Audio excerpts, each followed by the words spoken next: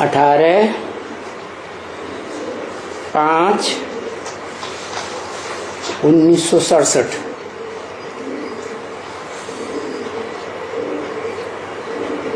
छठी page की अंतिम line में बात चल रही थी, हम बाबा के बच्चे हैं।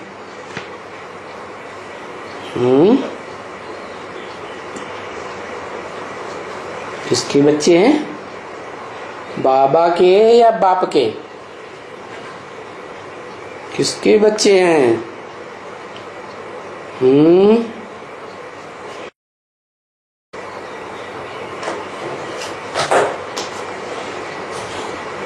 ये बाबा के गूंगे बच्चे इशारेबाजी बहुत करते हैं, लिख के नहीं देते, पढ़े लिखे नहीं है लगता है। शिव बाबा।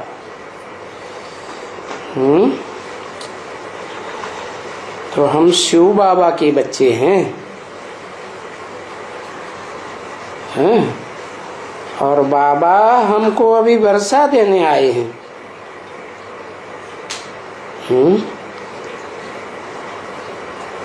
बाबा हमको वर्षा देने आए, कहाँ से आए हैं? अरे बाबा कहाँ से? परमधाम से आते हैं। वाह भाई, बाबा तो ग्रैंडफादर को कहा जाता है। ग्रैंडफादर परमधाम में बैठता है ग्रैंडफादर बाबा।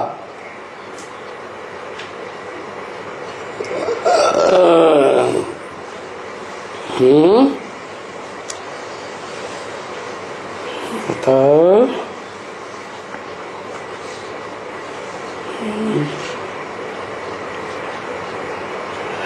ऊंची स्टेज में बैठता है बाबा।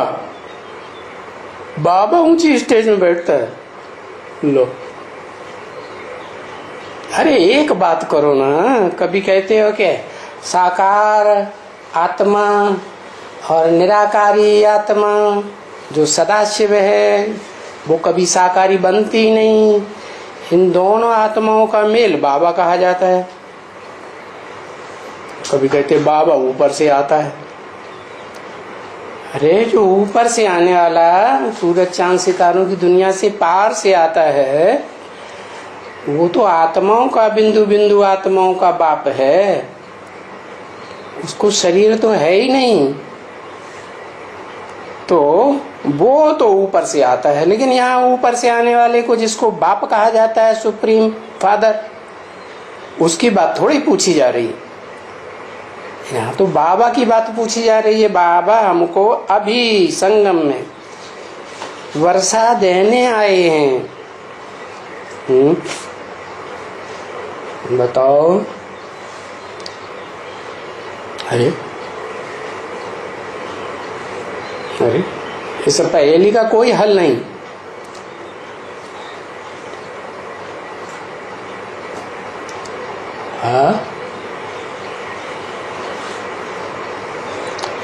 अरे बाबा हमको अभी वर्षा देने आए हैं। कौन बोल रहा है? अरे कौन बोल रहा है ये भी भूल गए। कौन? लिखो ना। इशारेबाजियां करना नहीं छोड़ेंगे। ब्रह्मा बाबा वर्षा देते हैं। लो, लेकिन नई बात और सुनो। वो दाढ़ी मूछ वाले ब्रह्मा बाबा से वर्षा लेना है। दाढ़ी मूछ वाले खुद ही भिखारी होते हैं, तो वो काय का वर्षा देंगे? ले ले।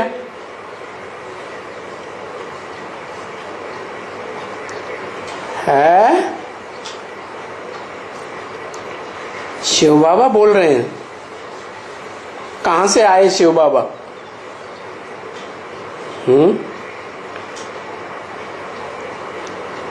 अरे शिव बाबा कहां से आए? जिसको हम शिव बाबा कहते हैं वो इस सृष्टि की बात है या परमधाम की बात है, आत्माओं के लोक की बात है? तो इसी सृष्टि पे हैं, तो फिर आए कहां से?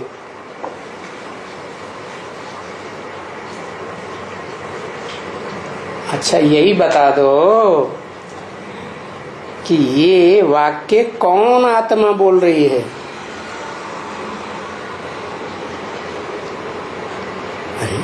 आत्मा बोलती है कि शरीर बोलता है, जड़?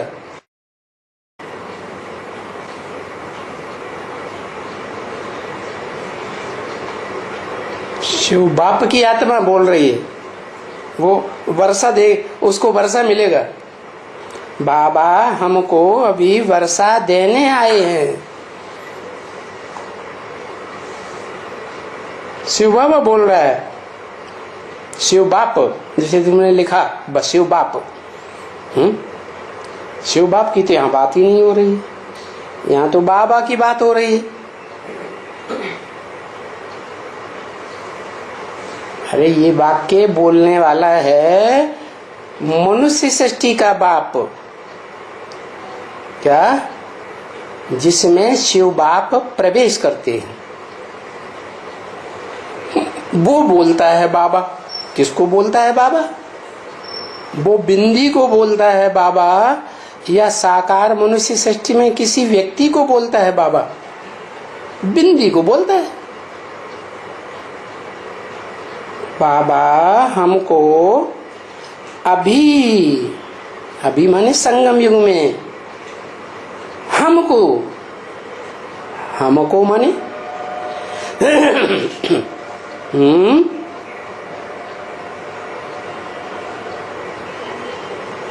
हमको माने किसको? एक को या ज्यादा को? है फिर इशारेबाजी। आदत से मजबूर बेचारा हो गया आखिरी जन्म में। ज्यादा बच्चों को हम कहा जाता है, एक को कहा जाता है मैं, मुझको। तो बाबा हमको में कम से कम दो तो होंगे। तो कौन कौन है दो?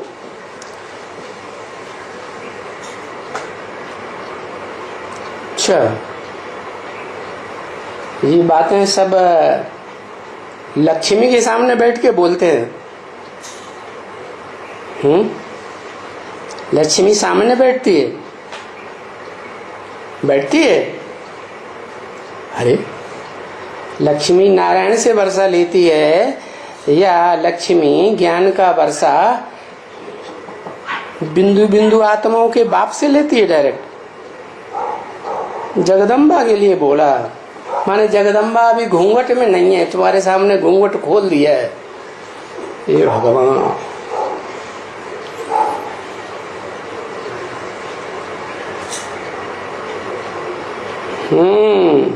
हमको का माने एक व्यक्ति नहीं है, कम से कम दो हैं, ज्यादा भी हो सकते हैं। तो बोलने वाली आत्मा कौन? आदम। और हमको किसके लिए कहा है? ये क्या? 8 के लिए कहा, ज्यादा से ज्यादा। माना जो वर्षा देंगे हमको, बाबा बोला, माना आदम की आत्मा बोली कि हमको जो अभी संगम में वर्षा देते हैं, वो वर्षा कौन सा वर्षा है? स्वर्ग का वर्षा है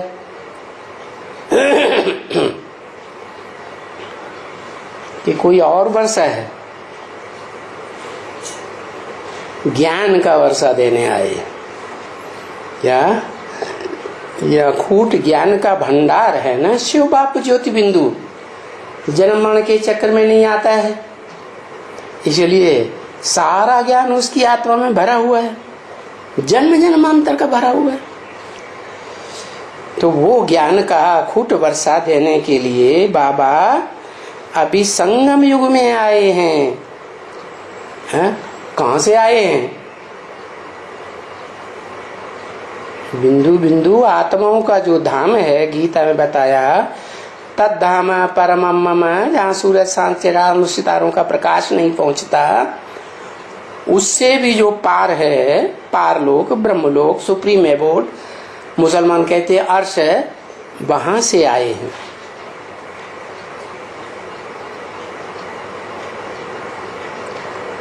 आत्मा को तो आत्मा ही कहेंगे, है?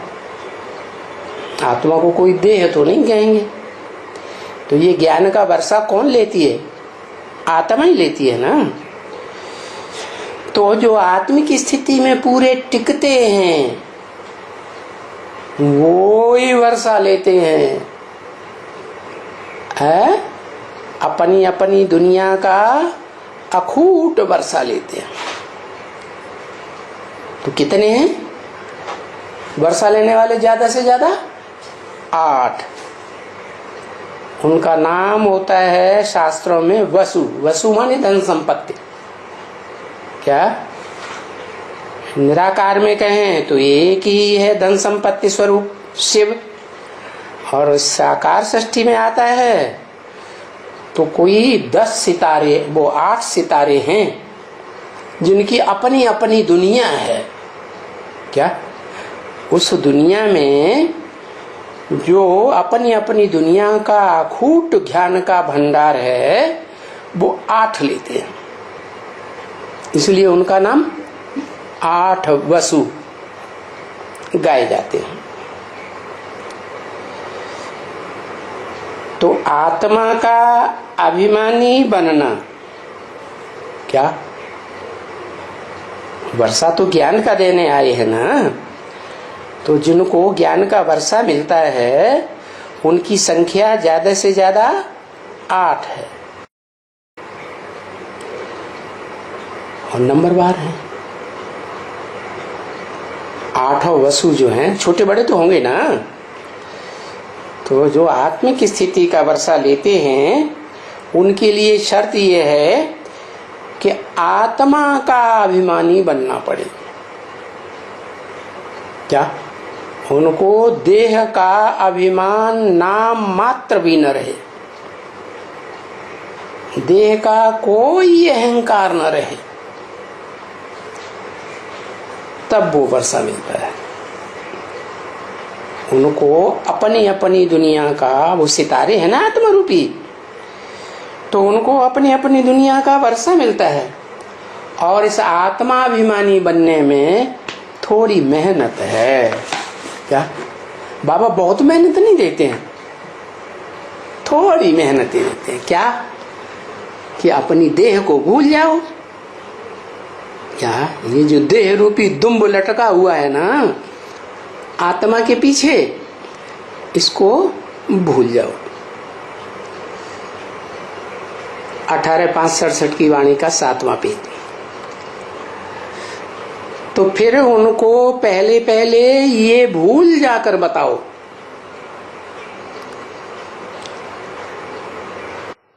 समझाने वालों को, जो समझने के लिए है आतुर हैं लेकिन आते नहीं हैं। बड़ी कुर्सी वाले होंगे आज की दुनिया के, तो उनको पहले पहले ये भूल जाकर बताओ। क्या भूल? बड़ी से बड़ी भूल क्या बताई ज्ञान की? है एक ज भूल है, जिस भूल के कारण सारी दुनिया भूली हुई है। हैं? वो भूल है गीता का भगवान बच्चे को बताई दिया। जिस बच्चे की पूजा करते हैं, कृष्ण बच्चा, पूजा तो पवित्र की जाएगी ना, है? जिसमें पवित्रता नहीं होती है वो तो राक्षस कहे जाते हैं। हैं? जो कर्मेंद्रियां है ना, उन कर्मेंद्रियों का राक्षसी कर्म करते हैं, जैसे कामेंद्रिय। तो जो हिंसक हैं उनको बताया कि सारी सृष्टि हिंसक बनाई दी। तो बच्चों को बताया कि तुम्हें आज की दुनिया के जो गद्दी नशीन है, चाहे समाज में, चाहे धर्म क्षेत्र में, चाहे राज्य क्षेत्र में गद्दियों पर बैठे हुए हैं।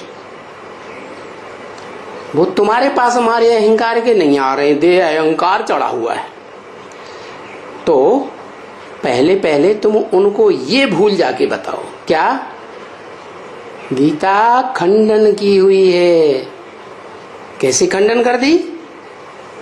गीता जिसमें राजयोग का ज्ञान है, राजाई कैसे प्राप्त होती है, इस ज्ञान से वो राज भरा हुआ है। क्या राजाई? दुनिया में जो राजाइयां चली हैं, वो राजाइयां तो हिंसक युद्ध करके उन्होंने राजाइयां प्राप्त की हैं। लेकिन भगवान इतनी ऊंची चीज हिंसा करना थोड़ा ही सिखाएगा। तो ये भूल जाकर बताओ कि भगवान ने तो जो राजयोग की बात सिखाई थी, वो हिंसा की बात नहीं सिखाई। वो तो ये बताया है गीता में, कामेश क्रोधेश रजोगुण समुद्भव। ये काम और क्रोध जो हैं, ये रजोगुण से उत्पन्न होते हैं। और रजोगुण देवताओं में नहीं होता, सात्विक गुण प्रधान होता है उनमें। तो ये जो कृष्ण का नाम डाल दिया है, वो तो बच्चा है, भले 16 कला संपूर्ण पवित्र है, हैं? तो उस पवित्र की पूजा होती है, बड़े कृष्ण की तो पूजा नहीं होती। क्यों? कहते हैं बड़ा कृष्ण था तो उसको तो 8 पट रानियां थी, 16,000 रानियां थी, ये था वो था, इतने बच्चे थे, तो पवित्र थोड़ा ही रहा। तो उस पवित्र की पूजा करते हैं, बच्चा की, वो तो ठीक है। लेकिन बच्चा राज की बातें क्या जानेगा? क्या राज? कि इंद्रियों के ऊपर जीत पाएंगे तो विश्व की बादशाही मिलेगी। इंद्रिय जीते जगत जीते। अब बच्चा इस बातों को क्या जाने कि इंद्रिय को कैसे जीतना होता है? तो ये भूल जाकर उनको बताओ कि गीता में जो कृष्ण का नाम डाल दिया है, ये बड़ी भारी भूल हो गई। ये भूल करने से दुनिया के जो और धर्म के धर्म पिता हैं और उनके फॉलोअर्स हैं, वो कृष्ण को भगवान मानने के लिए बिल्कुल तैयार नहीं होते। क्या? कृष्ण बच्चा जो 16 कला संपूर्ण बचपन का नाम है, बड़े होके नारायण पड़ता है नाम, हे कृष्ण नारायण वासुदेव ऐसे बोलते हैं ना। तो कृष्ण और नारायण है तो वो एक ही आत्मा। तो नारायण तो देवता है, मनुष्य गीता ज्ञान लेकर के नारायण जैसा देवता बनता है। कहते भी हैं नरार्जुन को भगवान ने ज्ञान दिया तो नारायण बना। ये है ही ईश्वरीय ज्ञान। नर को नारायण जैसा देवता और नारी को नारायण जैसी देवी बनाने का ज्ञान है। तो कृष्ण बच्चा वो भी तो बड़ा होके नारायण बनेगा। अरे बड़ा होके नारायण बनेगा, लेकिन नारायण को जन्म दिया था या बच्चे को जन्म दिया था बाप ने? बाप ने तो बच्चे को जन्म दिया। तो जिस बच्चे को जन्म दिया और जो जन्म देने वाला बाप था, वो तो बच्चे से ज्यादा पावरफुल हुआ ना। तो उसके बारे में सब भूले हुए हैं। क्यों भूले हुए हैं? कहते भी हैं कल्प कल्प लगी प्रभु अवतारा। हर कल्प में भगवान आते हैं। क्या? नरक की दुनिया को बदल करके स्वर्ग बनाने के लिए। जानते तो हैं, लेकिन ये बात भूल गए कि कब आते हैं। कहीं द्वापर में दिखाई दिया, कहीं सतयुग में दिखाई दिया, कहीं राम को त्रेता में भगवान दिखाई दिया। वास्तव में भगवान तो इस सृष्टि रूपी मकान को नया बनाने के लिए तब ही आएगा जब ये मकान एकदम जर्जरीभूत पुराना दुखदाई हो जाता है। तो कलयुग के अंत में ही आवेंगे ना। कलयुग के अंत में कल्पांत हो जाता है, चारों युगों का अंत हो जाता है। वो इतनी पुरानी बात किसी की बुद्धि में नहीं आती। इस कल्प की 84 जन्मों की बातें बुद्धि में फिर भी आती है नंबर बार। वो तो आजकल के भूत प्रेत भी पूर्व जन्म की कुछ न कुछ बातें बता देते हैं क्या, लेकिन 84 जन्मों से पहले जो कल्पांत काल हुआ था वो इतना दुनिया का बड़ा एक्सीडेंट हुआ था, जिस एक्सीडेंट के बाद दुनिया वालों को कुछ भी पता नहीं रहता, कोई भी मनुष्यात्मा को पता नहीं रहता, सब कुछ भूल जाते। जैसे आज की दुनिया में भी कोई बड़ा एक्सीडेंट किसी का हो जाता है ना, तो सब भूल जाते हैं ना। तो वो तो एक जन्म की बात हुई, ये तो पूरे कल्प की बात हो गई है। 84 के चक्र में आने से पहले ही इस दुनिया का जो विनाश हुआ था, इतना बड़ा एक्सीडेंट हुआ था चतुर्थ विश्व युद्ध में, जो महाभारत में दिखाते हैं कि महाभारत युद्ध के बाद यादवों के पेट में से, बुद्ध रूपी पेट में से मिसाइल्स निकले और उन मिसाइल्स से उन्होंने सारी दुनिया का ध्वंस कर दिया। और आज की वैज्ञानिक भी कहते हैं कि ऐसे ऐसे एटम बम बनाए हुए हैं पावरफुल, जो एक बम भी सारी दुनिया को भस्म कर सकता है। तो उन्होंने तो हजारों हजार वाट के बनाए हुए हैं। 1945 में द्वितीय विश्व युद्ध में 20-20 मेगावाट की बम्बियां, जैसे बच्चों का खेल होता है ऐसे तैयार किए थे, और उनसे ही जापान के 2 शहर एकदम ध्वस्त हो गए। तो अभी 20-20 मेगावाट की कहाँ बम्बियां और कहाँ हजारों हजार मेगावाट के एटम बम। ये तो इस पृथ्वी तो क्या, जो दूसरे ग्रह उपग्रह हैं इस सौर मंडल में घूमने वाले, वो भी प्रभावित हो जाएंगे।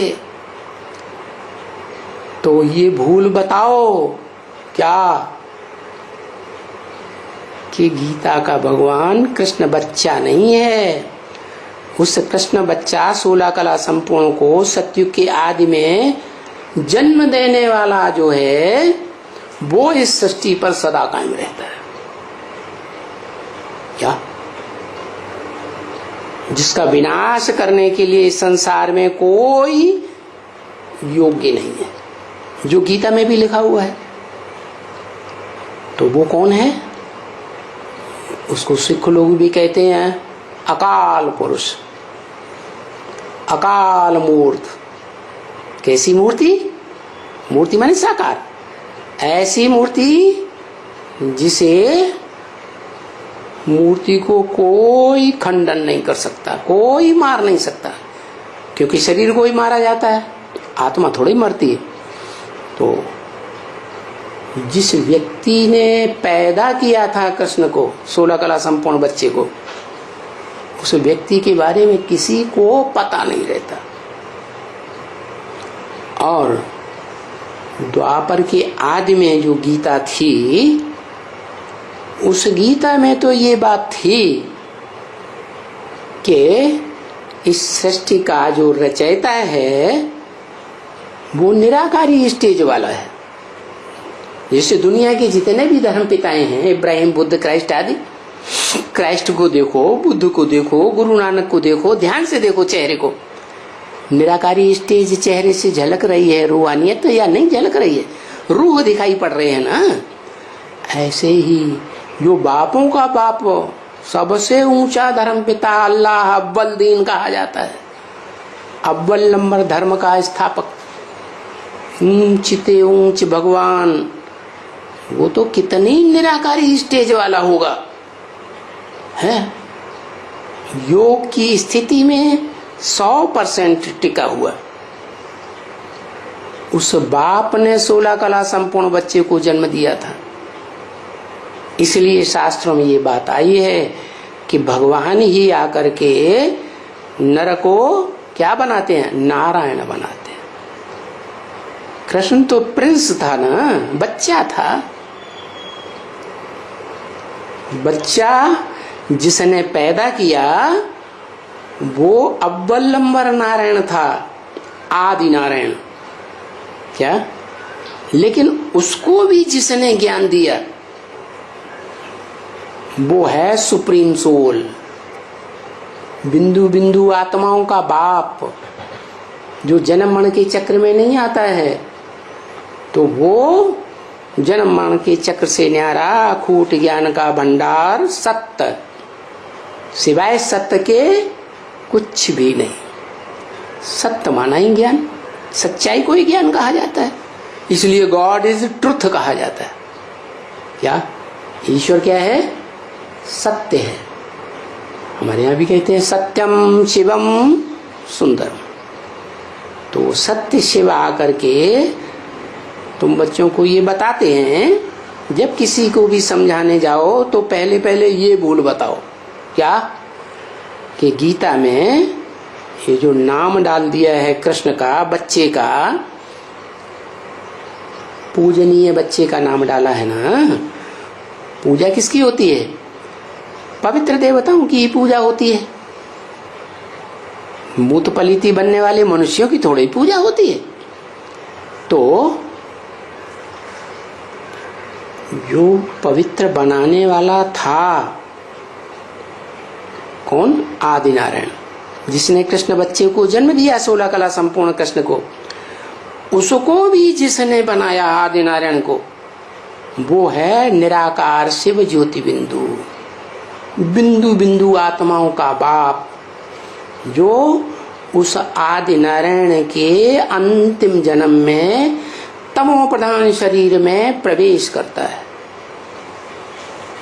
जिसको गीता में कहा है क्षेत्र। इदम शरीरम कौन्तेय क्षेत्रम इत्यभिधीयते। हे कुंती पुत्र अर्जुन, ये जो तुम्हारा शरीर है ये क्षेत्र है, युद्ध भूमि है या कर्म भूमि है। युद्ध भूमि और कर्म भूमि का सेंट्रल प्लेस है सारी दुनिया के लिए, है। उसको मुसलमान और अंग्रेज कहते हैं आदम, एडम, और हिंदुओं में उसको कहा जाता है आदिदेव, आदिनाथ, शंकर भी कहते हैं। तो उस शंकर में प्रवेश करके शिव ज्योति बिंदु सुप्रीम सोल ने वो अखूट ज्ञान का भंडार उसको दिया, और अखूट ज्ञान के भंडार के आधार पर उसने जो योग लगाना सीखा। क्या? किससे योग लगाना सीखा? उससे ऊंचा कोई होगी आत्मा ना। तो आदम से ऊंची आत्मा है जिसको कहते हैं खुदा, सुप्रीम सोल, शिव। उसकी आत्मा का ही नाम शिव है, उसके शरीर का नाम होता ही नहीं, शरीर ही नहीं है। तो वो सुप्रीम सोल शिव आदम में, अर्जुन में, उसके रथ में प्रवेश करता है। तो जिसने प्रवेश किया, किस लिए प्रवेश करता है? उसको आप समान निराकारी, निर्विकारी, निरहंकारी बनाने के लिए प्रवेश करता है। तो अर्जुन को, आदम को, मूर्तिमान शंकर को जो याद का पुरुषार्थ करता है ना, उसको आप समान बनाया, आप समान बनाया माने देह को भूलना सिखाया। क्या करो, क्या करो? अपनी आत्मा सितारे को याद करो। भ्रकुटी के मध्य में जो आत्मा बैठी हुई है, जो गीता में कहा भ्रूर मध्य प्राणमावेश सम्यक, भ्रकुटी के बीच में उस सितारे को याद करो। क्यों? नाक के ऊपर याद करें तो? गीता में ये भी तो लिखा हुआ है, नासिका के अग्रभाग पर ध्यान दो। नहीं,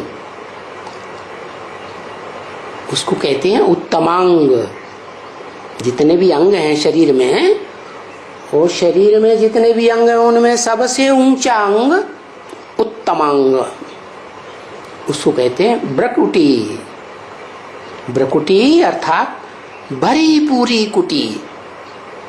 क्या उस स्थिति में जो देवताएं रहते हैं उनको किसी बात की कोई कमी नहीं रहती, सब कुछ प्रकृति मुहैया करती है, उनको कोई काम धंधा भी करने की दरकार नहीं रहती। तो क्यों? क्योंकि भरी पूरी कुटी में अपने को ज्योति बिंदु आत्मा अनुभव करते हैं, आत्मिक स्थिति में रहते हैं। तो ये भूल जाके बताओ क्या कि तुमने जो कृष्ण का नाम डाल दिया है, अरे ये तो थर्ड क्लास आत्मा हो गई इस सृष्टि की। क्या? क्यों थर्ड क्लास हो गई? इसलिए थर्ड क्लास हो गई कि वो आत्मा तो इस सृष्टि रूपी रंगमंच पर ऐसी आत्मा है जो देह का सुख भोगना शुरू कर देती है। क्या? जो भी देवताएं हैं वो सब ज्ञान इंद्रियों का सुख लेने वाले हैं।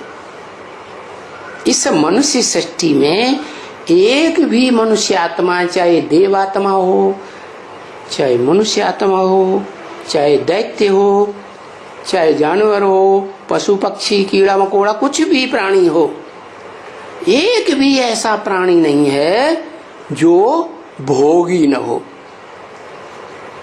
उसे सुख भोग चाहिए।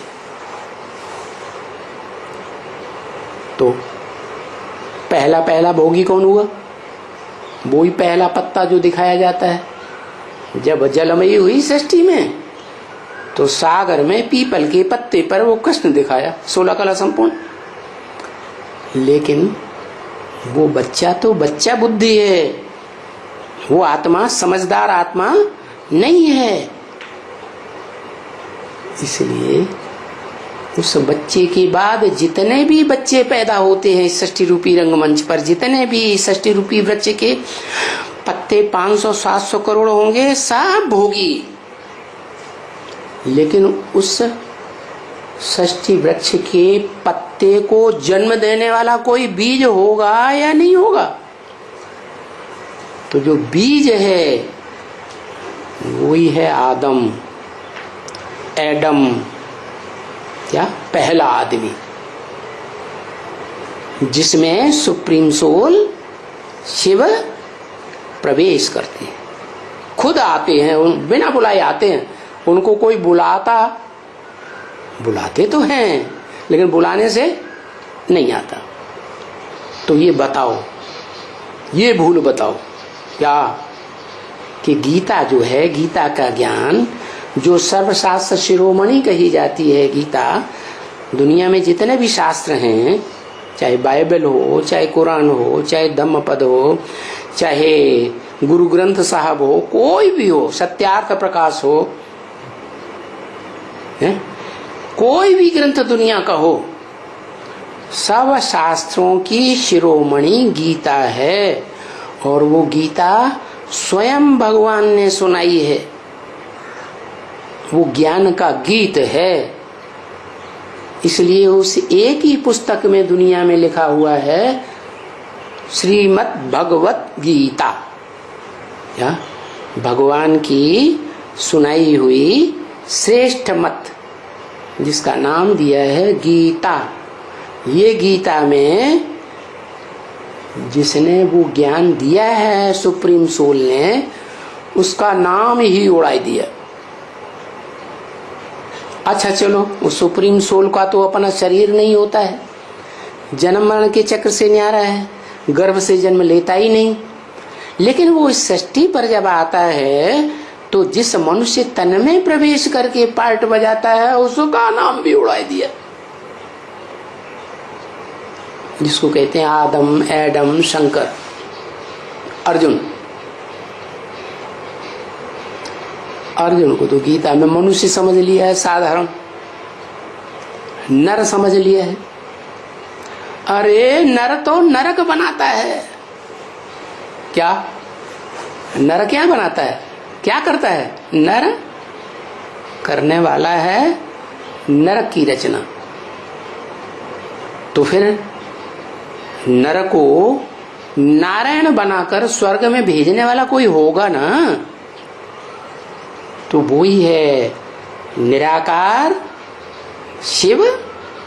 और जिस साकार मनुष्य में प्रवेश करता है वो दोनों का कॉम्बिनेशन जो बनता है, एक व्यक्तित्व, एक पर्सनालिटी, एक शख्सियत, उसको कहा जाता है शिव बाबा।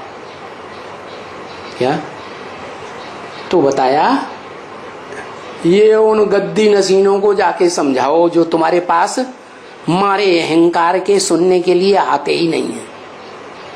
क्या बात बताओ कि गीता का भगवान कृष्ण बच्चा नहीं है, जिसकी पूजा की जाती है घर घर में भारत में। ये बड़ी भारी भूल कर दी है क्या कि गीतापति भगवान, उसकी जगह बच्चे का नाम डाल दिया, कृष्ण को भगवान बनाई दिया। अरे बच्चे को माता का पति बनाई दिया, जुल्म कर दिया, करने वालों ने जुल्म कर दिया। ये तो बड़ा भारी जुल्म हो गया। ये भूल बताओ, ये भूल जब तक नहीं सुधारेंगे तब तक ये दुनिया सुधरने वाली नहीं है। उनके पास जाकर बताओ, क्या वो अहंकार में, देह अहंकार में अटे पड़े हैं, तुम्हारे पास नहीं आते? तुम तो अपना अहंकार छोड़कर उनके पास जाओ, जाकर बताओ कि ये जो गीता है सर्वशास्त्र शिरोमणि भारत की, वो खंडन की हुई है। इसलिए खंडन की हुई गीता को कोई प्रभाव नहीं रहा, प्रभावहीन हो गई। विदेशी लोग तो मानते ही नहीं है, वो तो अपने अपने धर्म ग्रंथ को मानते हैं और एक ही धर्म ग्रंथों को मानते हैं, एक ही धर्म को मानते हैं, एक ही धर्म पिता को मानते हैं। ये भारतवासी ऐसे उन विदेशियों के चक्कर में आ गए कि अपना धर्म ग्रंथ भी भूल गए। क्या? जबकि जानते हैं कि दुनिया में एक ही धर्म ग्रंथ गीता ऐसा है जिसकी सभी धर्मों में सबसे जास्ती टीकाएं हुई हैं, ट्रांसलेशन हुआ है। और कोई धर्मशास्त्र इतना प्रचलित नहीं हुआ है दुनिया में जितना गीता प्रचलित हुई है। फिर भी अंधे की औलाद अंधे ऐसे बन गए, ये धृतराष्ट्र की औलाद। धृत माने धारण कर लिया, राष्ट्र माने धन संपत्ति। जिन्होंने राष्ट्र की धन संपत्ति इतनी खींच करके इकट्ठी कर ली है भारतवासी, लेकिन सारी धन संपत्ति अपनी मुट्ठी में ऐसी खींच के रख ली, वो धन संपत्ति जिनको इलेक्शन में देंगे लड़ने के लिए, वो ही गद्दी पे जाके बैठ पाते और वो बन जाते हैं दुर्योधन, दुशासन। दुष्ट युद्ध करने वाले 5 स्टार होटलों में और प्रजा के ऊपर दुष्ट शासन करने वाले बन जाते हैं। तो बताया क्या ये गीता खंडन की हुई है, इसलिए भारतवासियों का प्रभाव इस दुनिया में से नष्ट हो गया। दूसरे धर्म वाले, दूसरे देश वाले, दूसरे जो राज्य हैं दुनिया में, वो समृद्ध होते जा रहे हैं, क्योंकि एक धर्म, एक राज्य, एक भाषा और एक धर्म ग्रंथ को मानने वाले। और भारतवासी न बाप को जानते कि हमारा बाप कौन है, धर्म पिता कौन है, किसने धर्म स्थापन किया, नाम डाल देते हैं कृष्ण ने किया। अरे तुमने तो मटिया मैट कर दिया, बच्चे को पति की जगह बैठा दिया। आज घर घर में जो भी माताएं हैं, गीता माताएं जैसी नंबरवार, वो सब अपने अपने बच्चों के अधीन हुई पड़ी है। क्या उस सृष्टि का जो पहला पत्ता है, बड़े जैसे कर्म करेंगे, छोटे उनको फॉलो करेंगे। तो गीता के खंडन होने से कोई सफलता नहीं मिल सकती। अभी तक 2500 वर्ष की हिस्ट्री देख लो भारत की, जो भारतवासी हैं, जो पहले देवताएं थे रामकृष्ण की दुनिया में, वो 2500 वर्ष के अंदर इब्राहिम, बुद्ध, क्राइस्ट आदि के धर्मों में कन्वर्ट होते गए, उनसे प्रभावित होते गए, असफल होते रहे, दूसरों के अधीन बनते चले गए, सफलता मिल ही नहीं सकती। अपन को भूल गए, अपने धर्म ग्रंथ को भूल गए, अपने धर्म पिता को भूल गए, तो सफलता कैसे मिलेगी? तो चलो, बहुत रणियां मारो उनके सामने, सो ले। क्या अब सोने का टाइम नहीं है, रड़ियां मारने का टाइम है। किस बात की रड़ियां है? यही बात बताओ कि जो बड़ी से बड़ी भूल हुई है दुनिया की, जिससे सारी दुनिया दुख की तरफ जा रही है, रौरव नरक बन रही है? तो रड़ियां मारो कि गीता का भगवान श्री कृष्ण नहीं है, साकार देवता नहीं है, 16 कला संपूर्ण भगवान नहीं है, वो तो देवता है। भगवान तो देवता बनाने वाला है मनुष्य को। रड़ियां माना, रड़ियां माना, बार बार समझाते रहो।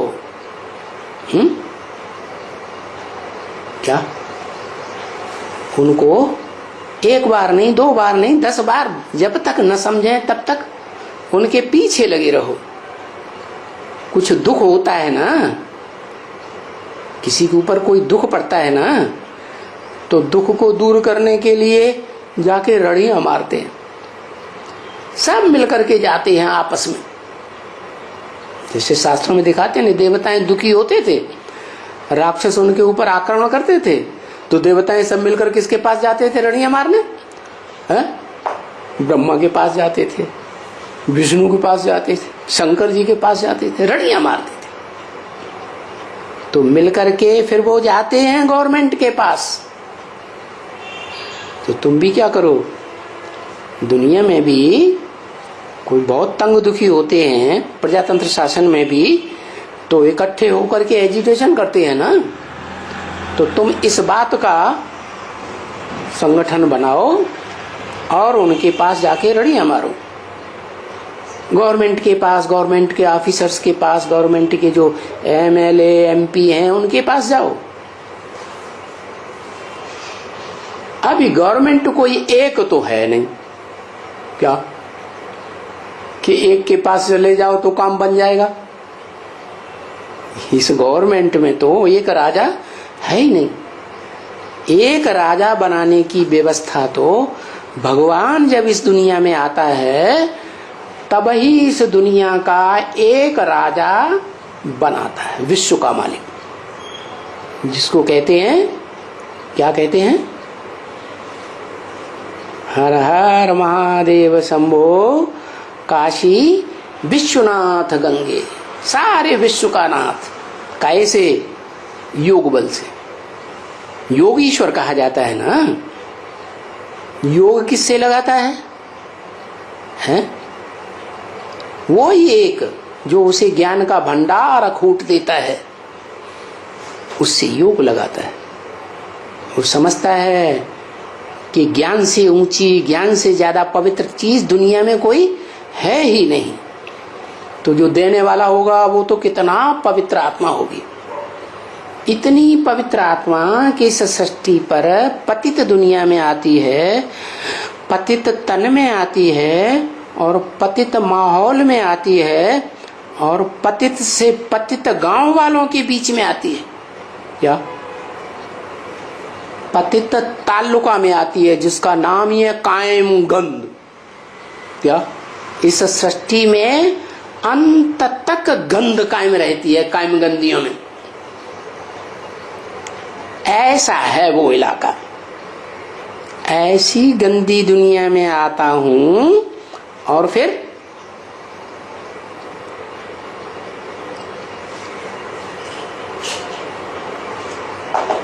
पवित्र रहता हूं, पवित्र ज्ञान सुनाता हूं।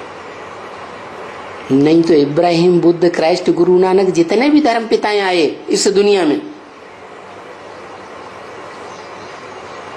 खुद भी पतित होते गए, अपने फॉलोअर्स को भी पतित बना दिया और सारी दुनिया नीचे गिरती जा रही है। दुख बढ़ता जा रहा है। क्या?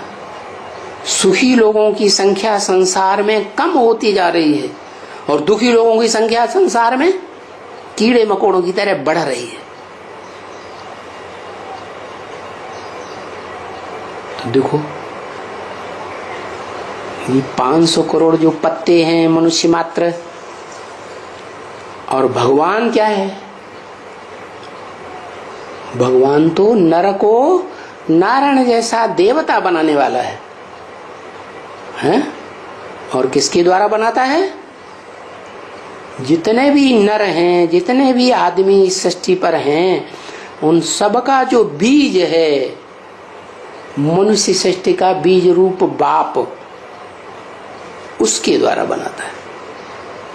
तो इसलिए उसका नाम भारत में कहते हैं शंकर। और उस शंकर को जो मूर्तिमान है, मूर्ति वाला है, साकार शरीर वाला है, उसको आप समान निराकारी स्टेज में टिकाई देता है। ऐसी निराकारी स्टेज जिसमें देह का, स्मृति का नाम निशान नहीं रहता। देह की इंद्रियां भी भूल जाती, देह के संबंधी भी भूल जाते, देह के पदार्थ ही भूल जाते। एक ज्योति बिंदु शिव और कोई की याद नहीं। क्या? तो प्रभावित हुआ, इस दुनिया वालों से प्रभावित हुआ सुप्रीम सोल? नहीं। तो देखो, वो सबसे जास्ती पवित्र कहेंगे ना उसे, हैं? एवर प्योर कहेंगे ना। हाँ, जिसमें प्रवेश करता है उसको भी आप समान बनाता है। लेकिन जिस युग में आता है, पुरुषोत्तम संगम युग में, कलयुग के अंत, सतयुग के आदि में, बस उसी युग के लिए बनाता है। क्या बनाता है? निराकारी, निर्विकारी, निरहंकारी। फिर वो भी नई सृष्टि का रचयिता है ना प्रैक्टिकल में। तो जिस बच्चे को पैदा करता है वो बच्चा दूसरी पीढ़ी हो गई नई दुनिया की। तो गिरती कला शुरू हो गई ना, है? तो बताया कि जिसमें प्रवेश करता हूं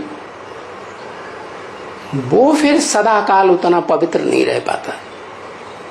जन्म जन्मांतर कुछ न कुछ कलाएं कम होती जाती है। जैसे चंद्रमा है, उसकी कलाएं कम होती जाती हैं तो कहते हैं कलाहीन बन गया, पूरा काला हो गया, अंधकार ही अंधकार हो गया। फिर धीरे धीरे कलाएं बढ़ती हैं तो कहते हैं 16 कला संपूर्ण बन गया। क्या? सारा चंद्रमा रोशनी से, ज्ञान की रोशनी से भरपूर हो गया। तो इसलिए जिन दो आत्माओं को सुप्रीम सोल इस सृष्टि में आकर के चुनता है, वो एक है आदि नारायण और दूसरा है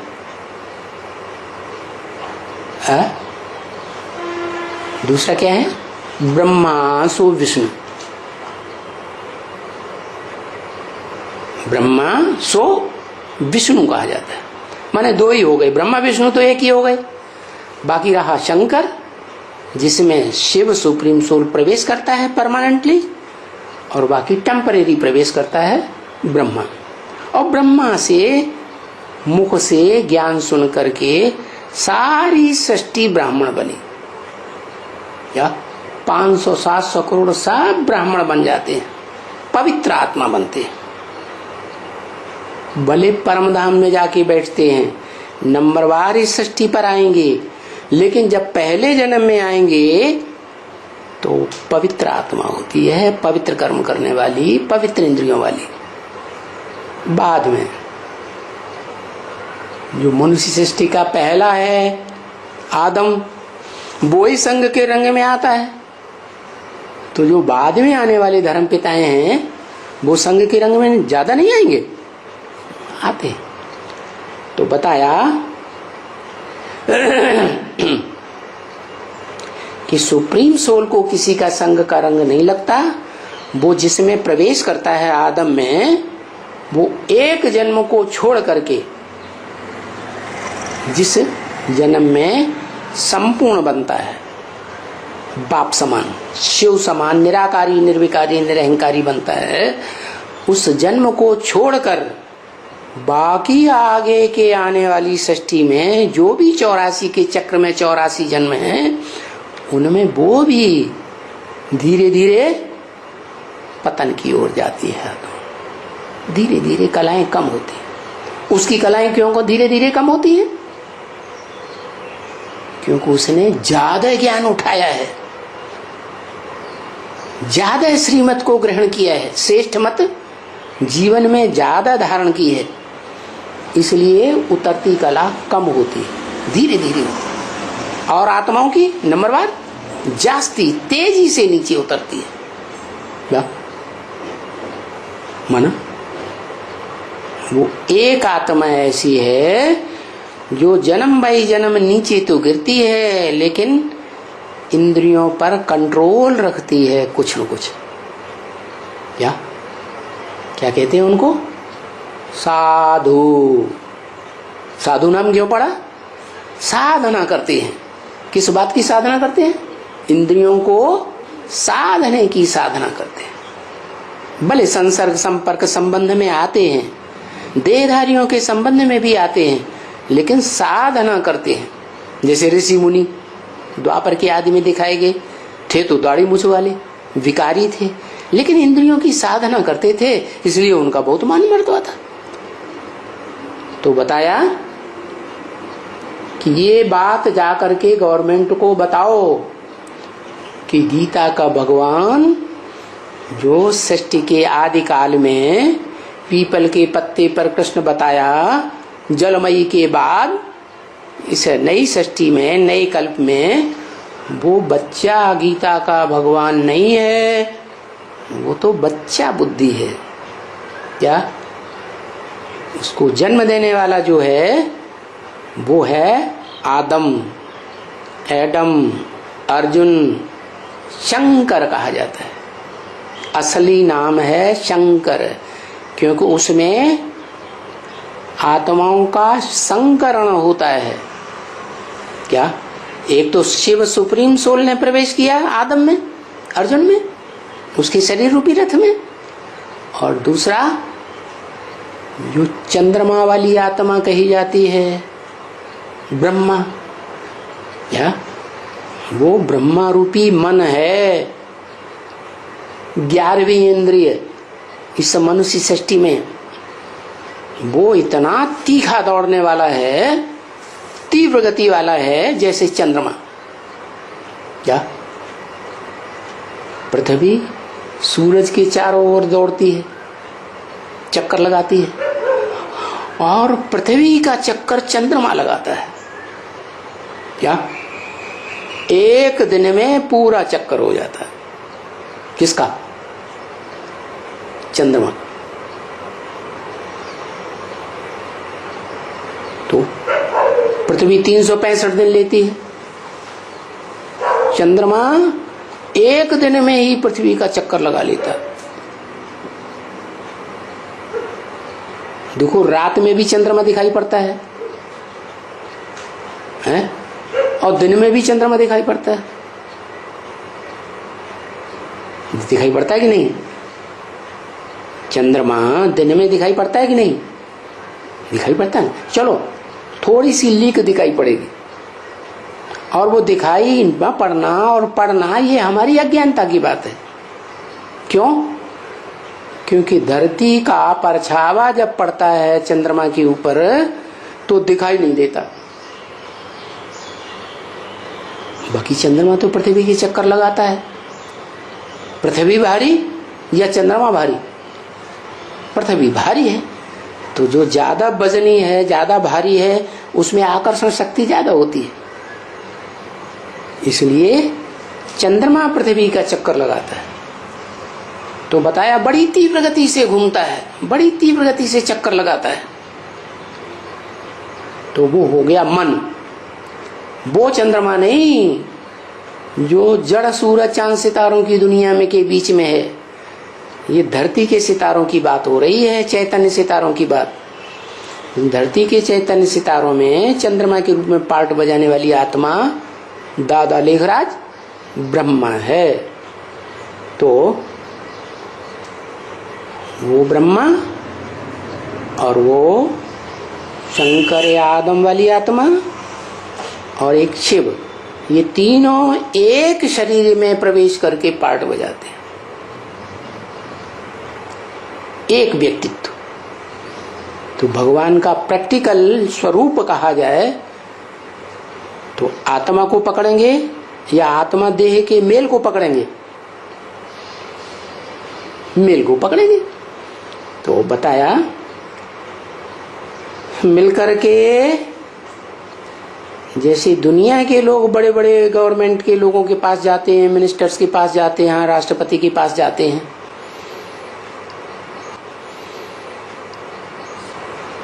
ऐसे तुम भी आपस में मिलकर के जो गवर्नमेंट के बड़े बड़े कुर्सी नशीन हैं उनके पास जाओ, क्योंकि गवर्नमेंट में एक तो है नहीं। ऐसी गवर्नमेंट तो भगवान ही आकर के बनाता है। कैसी गवर्नमेंट? वसुधैव कुटुंबकम वाली गवर्नमेंट, जहां एक ही मनुष्य होता है सारी दुनिया का संचालन करने वाला, शासन करने वाला। वो राजयोग से राजाई लेता है सारी दुनिया की। बाकी सारी दुनिया में राजाई किसी ने प्राप्त नहीं की हिंसक युद्ध करके। वो एक ही व्यक्तित्व है जो राजयोग बल के आधार पर सारी दुनिया की विश्व की बादशाही ले लेता है। तो बताओ कि वही योगीश्वर है जिसमें वो सुप्रीम सोल मुकर्रर रूप से प्रवेश करता है। क्या वो योगीश्वर गीता का प्रैक्टिकल में साकार में भगवान है। बाकी ब्रह्मा कुमार कुमारियां तथाकथित जो हैं वो तो ब्रह्मा को भगवान माने बैठी हैं। अरे भगवान ब्रह्मा कैसे हो सकता है? उसका तो मन बड़ा चंचल है। क्या? इसलिए अर्जुन के रथ के ऊपर झंडे में कौन दिखाते हैं? हनुमान। बड़ी तीव्र गति से दौड़ने वाला, हवा की गति से चलने वाला, मन बड़ा चंचल है, बड़ा तीखा है, 10 इंद्रियों को कंट्रोल करने वाला है। तो बताया इस मन को जिसने कंट्रोल किया वो है शंकर। इसलिए शंकर का नाम शिव के साथ जोड़ा जाता है। बाकी दुनिया में कोई ऐसी मनुष्य आत्मा नहीं है, कोई ऐसी शख्सियत नहीं है, कोई पर्सनालिटी नहीं है जिसका नाम शिव के साथ जोड़ा जाता। तो बताया उस शिव शंकर भोलेनाथ का परिचय दो, वो है गीता का भगवान प्रैक्टिकल में। बाकी ब्रह्मा कुमारियों का दादा लेखराज ब्रह्मा वो तो शरीर ही छोड़ गया, रथ ही नहीं रहा। क्या भगवान जिस रथ को परमानेंटली पकड़ता है वो तो इस सृष्टि पर सदा कायम रहता है। वो तो अकाल मूर्त गाया हुआ है। सिख लोग कहते हैं डायरेक्ट अकाल पुरुष। पुरुष माने आत्मा। कैसी आत्मा? जिसको कोई काल खा नहीं सकता। अरे काल आत्मा को थोड़ा ही खाता, काल तो शरीर को ही खाता है। तो ऐसा पुरुष साकार शरीरधारी जिसके शरीर को महा प्रलय होती है, इस सृष्टि पर महाविनाश होता है, तो उसके शरीर का विनाश नहीं होता। उसका परिचय दो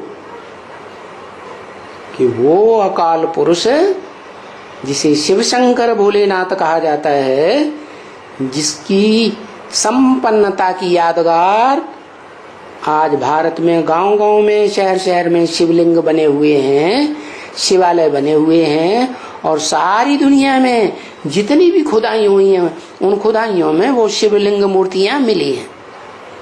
तो उस स्वरूप को पहचानो। वो इन आंखों से नहीं देखने में आता, लिंग भी देखने में नहीं आता। सोमनाथ मंदिर का वो सात्विक स्वरूप शिवलिंग, उसमें जो रोशनी वाली आत्मा दिखाई गई थी हीरे के रूप में, वो भी इन आंखों से देखने में नहीं आएगी। आत्मा कहीं आंखों से दिखाई देती है क्या? न आत्मा दिखाई देगी, न शरीर बड़ा दुम्ब दिखाई देगा। क्या? तो क्या करना है? ज्ञान का तीसरा नेत्र जिसे बुद्धि कहा जाता है, उस बुद्धि के आधार पर बताओ गवर्नमेंट के लोगों को कि पहचानो कि गीता का भगवान कौन है, और गीता धर्म ग्रंथ को मानो। गीता ज्ञान किसने क्लैरिफाई किया? उस सुप्रीम टीचर को पहचानो, सुप्रीम बाप को पहचानो, और सुप्रीम सदगुरु को पहचानो जो सारी सृष्टि की सदगति करने के लिए आया हुआ। बाकी एक के दो के पास जाने से नहीं चलेगा। ये तो पंचायती राज्य है। क्या एक के हाथों में कोई सत्ता नहीं है कि प्रधानमंत्री के तुम पीछे पड़ जाओ या राष्ट्रपति के पीछे पड़ जाओ? वो भी मजबूर हैं। क्या उनके हाथ में भी इतनी ताकत नहीं है कि वो इतनी बड़ी बात को तब्दील करके रख दें? क्या वो भी प्रभाव में आ जाते हैं। जैसे ब्रह्मा कुमारियां कहते हैं गीता का भगवान दादा लेखराज ब्रह्मा साकार में अगर इस दुनिया में कोई शरीरधारी है तो गीता का भगवान दादा लेखराज ब्रह्मा है, और वो प्रभाव में आ जाते हैं उनके, या तो उनकी बातों पे ध्यान ही नहीं देते। तो एक के पास जाने से नहीं चलेगा। ये गवर्नमेंट में ढेर सारे कुछ कुर्सी नसीन है, उनको ये बात मुखी जाके समझाओ, रड़ियां मारो।